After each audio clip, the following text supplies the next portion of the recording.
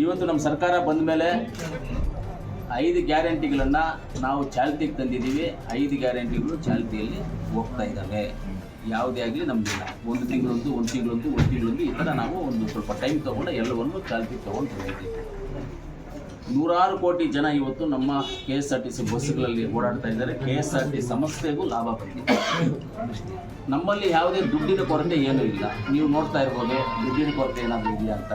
ಬ್ರಿಡ್ಜ್ಗಳಾಗೋ ಹಾಕ್ತಾನೆ ಇದ್ದಾವೆ. ಇವತ್ತು ನಮ್ಮ ಇಲ್ಲಿ ಬೊಂಬು ಬಜಾರ್ ರೋಡ್ ಹಾಕ್ಸಿದ್ವಿ. ಆ ಕಡೆ ನಾವು ಇವತ್ತು ನಿಮ್ಮ ಪ್ರೆಸ್ ಕ್ಲಬ್ ಮುಂದೆ ರೋಡ್ ಹಾಕ್ಸಿದ್ವಿ. ನೋಡಿದ್ರೆ ನೀವು ಸಾಕ್ಷಿ ಆಗಿ ನಿಮ್ಮ ಪ್ರೆಸ್ ಕ್ಲಬ್ ಅವರೇ ನೀವೇ ಸಾಕ್ಷಿ, ನಾವೇನಿಲ್ಲ.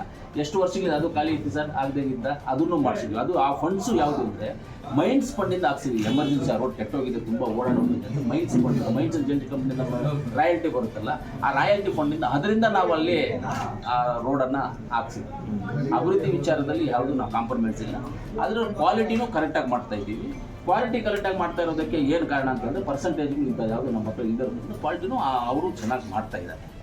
ಈ ಥರ ಕಾಂಗ್ರೆಸ್ ಸರ್ಕಾರ ಬಂದ ಮೇಲೆ ಅಭಿವೃದ್ಧಿ ವಿಚಾರದಲ್ಲಿ ನಾವೆಲ್ಲೂ ಹಿಂದೆ ಹೋಗಿಲ್ಲ. ಅಭಿವೃದ್ಧಿ ವಿಚಾರದಲ್ಲಿ ಮುಂದೆ ಹೋಗಿದ್ದೀವಿ. ಜನಗಳಿಗೆ ಎಲ್ಲವನ್ನು ನಾವೇನು ಸರ್ಕಾರದಲ್ಲಿ ನಾವು ಗ್ಯಾರಂಟಿಗಳನ್ನು ಇಂಪ್ಲಿಮೆಂಟ್ ಮಾಡ್ಕೊಂಡು ಬರ್ತಾ ಇದ್ದೀವಿ.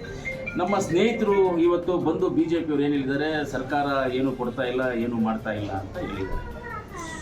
ಬರ ನಿರ್ವಹಣೆಗೆ ಕ್ರಮಗಳು ತೊಗೊಂಡಿರೋದ್ರ ಬಗ್ಗೆ ನಾವು ಹೇಳ್ತೀವಿ. ತಹಸೀಲ್ದಾರು, ನಾನು, EO, ಆಮೇಲೆ ನಮ್ಮ ಅಗ್ರಿಕಲ್ಚರ್ ಡಿಪಾರ್ಟ್ಮೆಂಟು ಅವರೇನು ಕುಮಾರಸ್ವಾಮಿನೋ ಏನೋ ಹೆಸರು, ತೋಟಗಾರಿಕೆ, ಹಾರ್ಟಿಕಲ್ಚರ್, ಕುಮಾರಸ್ವಾಮಿ ಕೃಷಿ ಸುಮಾರ್ ಇವರು ನಮ್ಮ ಕುಮಾರಸ್ವಾಮಿ ಅವರು. ನಾವು ಬರದ ಬಗ್ಗೆ ನನ್ನ ಒಂದು ಅಧ್ಯಕ್ಷತೆ ಟಾಸ್ಕ್ ಫೋರ್ಸ್ ಕಮಿಟಿ ಇಟ್ಕೊಂಡಿದ್ದೀವಿ. ಆ ಕಮಿಟಿ ವಾಟ್ಸಪ್ ಗ್ರೂಪ್ ಇಟ್ಕೊಂಡಿದ್ದೀವಿ. ಆ ಕಮಿಟಿ ವಾಟ್ಸಪ್ ಗ್ರೂಪಲ್ಲಿ ಎವ್ರಿಡೇ ಏನೇನು ಆಗ್ತಾ ಇದೆ ಅಂತ ಹೇಳ್ತೀವಿ.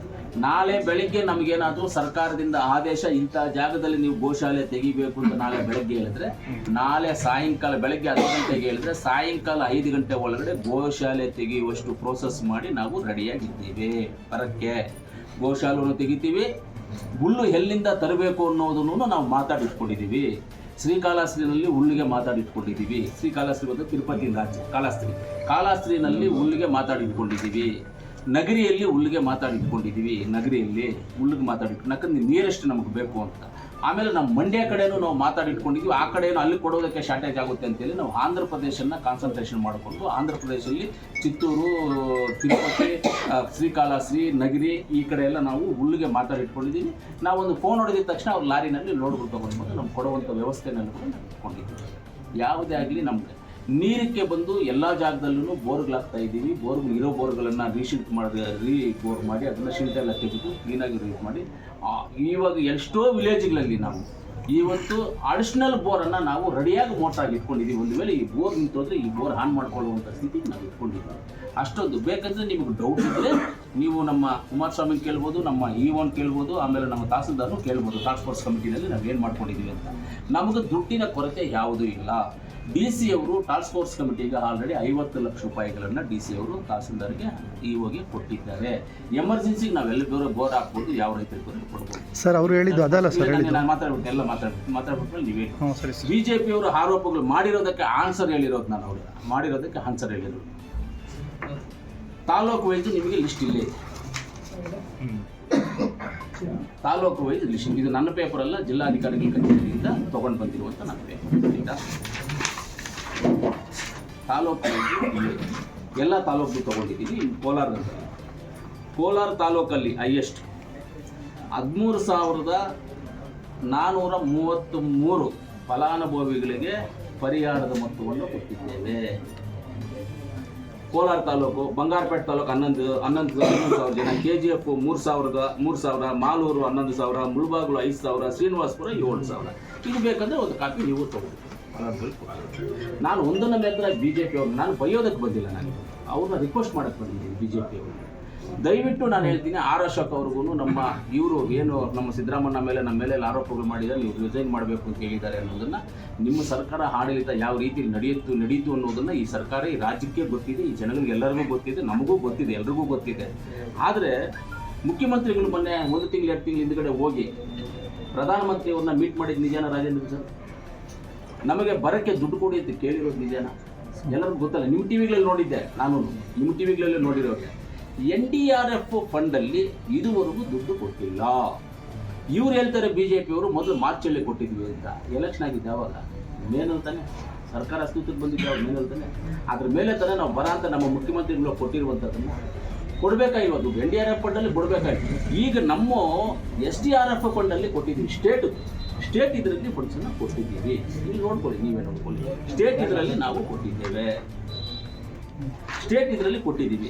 ಯಾವ ಥರ ನಾವು ಟಾಸ್ಕ್ ಫೋರ್ಸ್ ಕಮಿಟಿಗಳು ಏನು ಮಾಡಿದ್ದೀವಿ, ಕಂದಾಯ ಇಲಾಖೆ ನಾವು ಟಾಸ್ಕ್ ಫೋರ್ಸ್ ಕಮಿಟಿಗಳು ಮಾಡಿರೋದಕ್ಕೆ ಎಲ್ಲ ಆಧಾರಗಳಲ್ಲಿ ಕೊಟ್ಟಿದ್ದೀವಿ. ಟಾಸ್ಕ್ ಫೋರ್ಸ್ ಕಮಿಟಿಗಳು ಮಾಡಿದ್ದೀವಿ. ಯಾವುದು ಬರದ ಬಗ್ಗೆ ನಾವು ನಮ್ಮ ಮುಖ್ಯಮಂತ್ರಿಗಳು, ಮಾನ್ಯ ಮುಖ್ಯಮಂತ್ರಿಗಳಂತ ಸಿದ್ದರಾಮಯ್ಯನವರು NDRF ಫಂಡ್ ಸೆಂಟ್ರಲ್ ಗೌರ್ಮೆಂಟಿಂದ ನಾವು ಬರದೇ ಇದ್ರೂ ಆದರೆ ನಮ್ಮ ಸ್ಟೇಟ್ ಗೌರ್ಮೆಂಟಿಂದ ನಾವೆಲ್ಲವನ್ನು ಮಾಡ್ಕೊಂಡು ಹೋಗ್ತಾ ಇದ್ದೀವಿ. ದಯವಿಟ್ಟು ನಾನು BJPಯವರಲ್ಲಿ, ನಮ್ಮ ಸಂಸದರಲ್ಲಿ ನಾನು ಮನವಿ ಮಾಡ್ತೀನಿ, ಆರ್ ಅಶೋಕ್ ಅವರಲ್ಲಿ, ಬಸವರಾಜ ಬೊಮ್ಮಾಯಿ ಅವರಲ್ಲಿ ಮನವಿ ಮಾಡ್ತೀನಿ. ಹೋಗಿ ಪ್ರೈಮ್ ಮಿನಿಸ್ಟರ್ ಹತ್ರ ಅವ್ರ ಕಾಲು ಹಿಡ್ಕೊಳ್ಳಿ.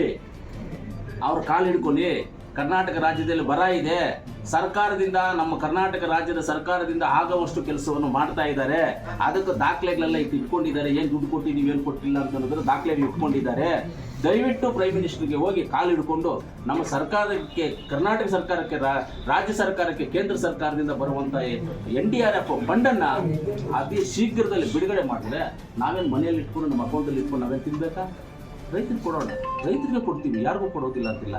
ಇವತ್ತೇನೋ ನಾವು ಅಕ್ಕಿ ಕೊಡುವಂಥದ್ದು ಕೊಡಿ, ಇವಾಗ 5 kg ಅಕ್ಕಿದು ಎಕ್ಸ್ಟ್ರಾ ದುಡ್ಡು ಕೊಡ್ತಾ ಇರೋದು, 2,000 ರೂಪಾಯಿ ಮನೆಗಳಿಗೆ ಹೋಗ್ತಾ ಇರೋದು, ಯುವನಿಧಿ ಹೋಗ್ತಾ ಇರೋದನ್ನು, ಅದರಲ್ಲೇನೋ ನಮ್ಮ ರೈತರು ಬಡವರು ಅಂತವ್ರು ಅದನ್ನು ಯೂಸ್ ಮಾಡ್ಕೊಂಡೇನೋ ಹಂಗೆ ಕಾಪಾಡ್ಕೊಂಡು ಹೋಗ್ತಾ ಇದ್ದಾರೆ ಅವ್ರನ್ನ. ನೀವು NDRF ಫಂಡ್ ಯಾಕೆ ಕೊಟ್ಟಿಲ್ಲ? ಕೆಲಸ ಕಾರ್ಯ ಇಲ್ಲ ಅಂತ ಬಂದ್ಬಿಟ್ಟು ಸುಮ್ಮನೆ ಒಂದು ಸ್ಟ್ರೈಕ್ಗಳು ಮಾಡಿಕೊಂಡು ಟ್ರಾಫಿಕ್ ಜಾಮ್ ಮಾಡಿ 1 ಅವರ್ ಆಯ್ತು ನಮ್ಗೆ ಅಲ್ಲಿಂದ ಇಲ್ಲಿ ಬರೋದಕ್ಕೆ. ಕೋಲಾರಮ್ಮ ದೇವಸ್ಥಾನ ರೋಡಲ್ಲಿ ಬರೋದಕ್ಕೆ 1 ಅವರ್ ಆಯಿತು. ಏನಕ್ಕೆ ಬೇಕು? ಮಾತಾಡಿ, ಪ್ರೈಮ್ ಮಿನಿಸ್ಟ್ರಿಗೆ ಮಾತಾಡಿ, ನೀವೇ ಮಾತಾಡಿ, ಪ್ರೈಮ್ ಮಿನಿಸ್ಟ್ರಿಗೆ ಮಾತಾಡಿ, ಫಂಡ್ಸನ್ನು ಕೊಡಿಸಿ, ಸರ್ಕಾರಕ್ಕೆ ಕೊಡಿಸಿ. ಇಲ್ಲ ತೊಗೊಂಡು ಬಂದು ಪ್ರೈಮ್ ಮಿನಿಸ್ಟರ್ ಆರ್ಡರ್ ಆದಮೇಲೆ ಇದು ಕಾಪಿ ತೊಗೊಂಡು ಬಂದು ಇಟ್ಕೊಂಡು ನಾವು ಪ್ರೈಮ್ ಮಿನಿಸ್ಟರ್ ಹತ್ರ ಹೋಗಿ ನಾವು ಆರ್ಡರ್ ಮಾಡಿಸ್ಕೊಂಡು ಬಂದಿದ್ದೀವಿ, ನಮ್ಮ ರೈತರಿಗೋಸ್ಕರ ಆರ್ಡರ್ ಮಾಡಿಸ್ಕೊಂಡು ಬಂದಿದ್ದೀವಿ. ಇಲ್ಲಿ ರಾಜ್ಯದಲ್ಲಿರ್ತಕ್ಕಂಥ ನಾಯಕತ್ವದಲ್ಲಿ ಅವ್ರು ಯಾರು ಹೋಗಿ ಮಾತಾಡಿಲ್ಲ ಅಂತ ಹೇಳಿ ಬಂದು ನೀವು ಆರ್ಡರ್ ಮಾಡಿಸ್ಕೊಂಡು ಬಂದು